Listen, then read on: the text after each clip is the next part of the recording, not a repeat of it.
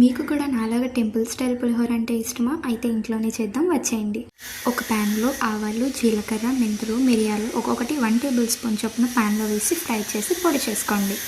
తర్వాత ఒక 50 గ్రాముల చింతపండుని కడిగి నానబెట్టండి. నానబెట్టుకున్న చింతపండు యొక్క గుజ్జును తీసుకొని ప్యాన్లో వేయండి. దానిలో తగినంత ఉప్పు, 1/2 టేబుల్ స్పూన్ పసుపు, 2 చిన్న బెల్లం ముక్కలు, మనం ఇందాక పొడి చేసుకున్న మసాలాని వేసుకొని ఉడికించండి.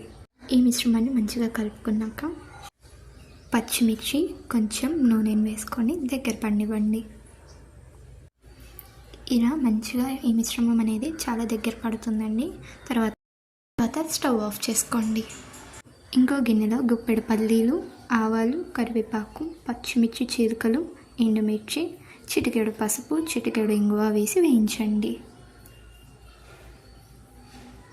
తర్వాత ఉడికించిన అన్నంలోకి మనం ముందు చేసి పెట్టుకున్న చింతపండు మిశ్రమాన్ని వేయండి.